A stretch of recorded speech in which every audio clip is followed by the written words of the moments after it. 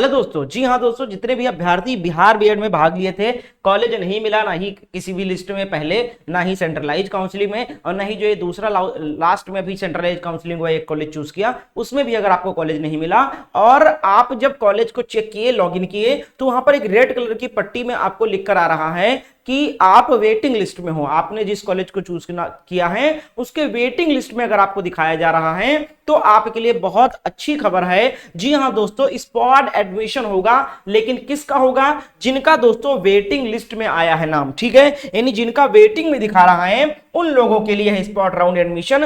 कैसे है एडमिशन ये स्पॉट राउंड? ये जो पहले एडमिशन होता था स्पॉट राउंड, उससे थोड़ा डिफरेंस है। पहले जो स्पॉट राउंड होता था उसमें कोई ऑफिशियल काम नहीं होता था, ललित नारायण मिथिला यूनिवर्सिटी नहीं भाग लेता था उसमें, नहीं कोई यूनिवर्सिटी, वो सीधा कॉलेज वालों के अंडर में होता था।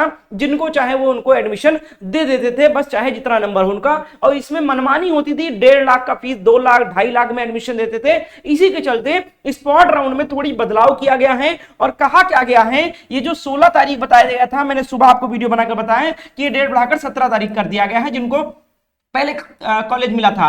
और इसी नोटिस में यह बताया गया था कि अगर सीट वैकेंट बचेगी तो यूएनओ को ऑथराइज किया जाएगा admission for wait listed applicant against the vacant seat after the admission on 16th, अब 17th हो गया, एक दिन बढ़ा दिया गया है 2025। It will be ensured to close the admission process latest by 20th September 2025। The list of selected candidate will be published on their notice board according to the rank of the applicants.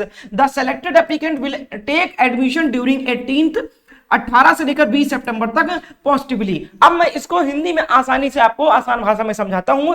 यहां पर ये जो एक college चुना गया था पहले, उसमें जिन बच्चों को कॉलेज अलॉट किया गया उनको इसी नोटिस में 3 दिन मौका दिया गया था, और ये एक दिन बढ़ा दिया गया क्योंकि 13 तारीख को सेकंड सैटरडे पड़ गया था। तो अब 17 तारीख तक मौका दिया गया था कि भैया आज तक मौका है, जिनको कॉलेज मिला है वो सीट एक्सेप्ट करके कॉलेज में एडमिशन ले लें। और इसी नोटिस में यहां पर नीचे ये भी बताया गया कि अगर 17 तारीख के एडमिशन के बाद में भी सीट बचती है तो अब ऑनलाइन काउंसलिंग प्रक्रिया नहीं होगी। अब क्या होगा कि यूएनओ को पूरा ऑथराइज कर दिया जाएगा, अधिकार दे दिया जाएगा, यानी जो नोडल यूनिवर्सिटी है, ठीक है, मेन कैंपस है। जैसे मान लो आप पाटलिपुत्र यूनिवर्सिटी का कोई कॉलेज आपने चूज किया था, अब पाटलिपुत्र यूनिवर्सिटी को यह अधिकार दे दिया गया है कि आपके कॉलेज, आपके जितने कॉलेज हैं और उनमें जितने बच्चों ने चूज किया था और जिनको कॉलेज में वेटिंग लिस्ट में दिखाया गया है, उनको आप बुलाओ अपने मेन यूनिवर्सिटी में और वहां पर भैया उनके रैंक के अकॉर्डिंग एक फॉर्म भरवाओ, ठीक है। वो फॉर्म भरवाएंगे आपसे और फॉर्म के अकॉर्डिंग आप फॉर्म में आपका डिटेल्स,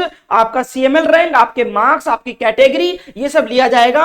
और सारे बच्चे वहां पर पहुंचेंगे, जितने भी बच्चे उस यूनिवर्सिटी के कॉलेजों में वेटिंग लिस्ट में आए हैं वो सब उस मेन कैंपस में पहुंचेंगे और वहां पर फॉर्म भरवाइए उनसे, और जितने भी आएंगे आवेदन उसमें से रैंक वाइज बचे हुए सीटों को आप अलॉट कर दीजिए। और जो अलॉटमेंट होगा उसको आप पब्लिश कर देना अपने नोटिस बोर्ड पर, और बच्चे वहीं पर देख लेंगे कि मेरा नाम आया कि नहीं आया। मतलब और आसान भाषा में अगर मैं समझाने की कोशिश करूं तो यहां पर यह कहा गया है कि मान लो आपने Pataliputra university, Aryabhatta university, Patna university, बहुत सारी यूनिवर्सिटीज है, ठीक है, आपने जिस यूनिवर्सिटी का कॉलेज आपने चूज किया था, अगर वो कॉलेज आपको नहीं मिला और आप चेक कर रहे हो तो वहां पर ये दिखाया जा रहा है वेटिंग लिस्ट में हो आप, तो आप जिस कॉलेज को चूज किए थे, जिस यूनिवर्सिटी को कॉलेज को, उस यूनिवर्सिटी में जाओ आप, यानी कल से उस यूनिवर्सिटी में जाओ आप 18 तारीख से, और वहां पर फॉर्म भरो, ठीक है। वो फॉर्म भरवाएंगे, जितने बच्चे आएंगे उनके पास, और जितने बच्चे आए उनके मार्क्स के अकॉर्डिंग एक रैंक तैयार करेंगे वो लोग, ठीक है,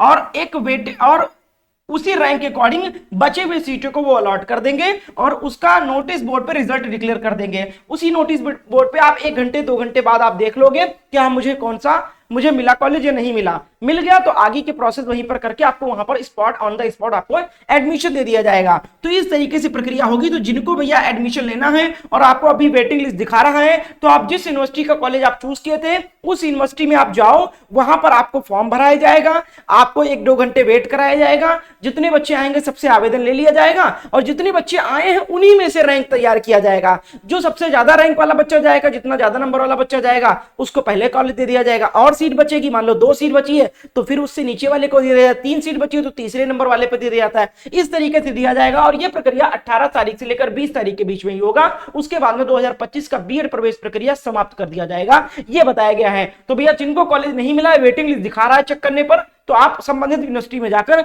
आप फॉर्म भर के ऑन द स्पॉट एडमिशन ले सकते हो रैंक वाइज। अगर नहीं मिलता है तब भी तो साल नहीं बर्बाद करना, बीएड हरियाणा से कर लेना, कोई फर्क नहीं है, चाहे बिहार से करो, चाहे यूपी से करो, चाहे हरियाणा से करो, यूजीसी एनसीटी अप्रूव्ड कॉलेज मिलेगा। डायरेक्ट एडमिशन होता है बिना किसी एंट्रेंस एग्जाम के। हरियाणा गवर्नमेंट यूनिवर्सिटी से अफिलिएटेड कॉलेज होगा। सबसे अच्छी बात है कि फैसिलिटी जो है वो अटेंडिंग और नॉन अटेंडिंग दोनों मिल जाएगा आपको, और इसी फीस इंस्टॉलमेंट में आप फीस जमा कर सकते हो। सबसे अच्छी बात क्या है कि 100% एनसीटी से अप्रूव्ड मान्यता प्राप्त कॉलेज आपको मिलेगा। अधिक जानकारी के लिए इस नंबर पर कॉल करके आप लोग बात कर लो। आप अपना साल बर्बाद मत करो, अगर कॉलेज नहीं मिलता है तो यहाँ पर एक बार ट्राई कर सकते हो। बहुत बहुत शुक्रिया वीडियो को एंड तक देखने के लिए।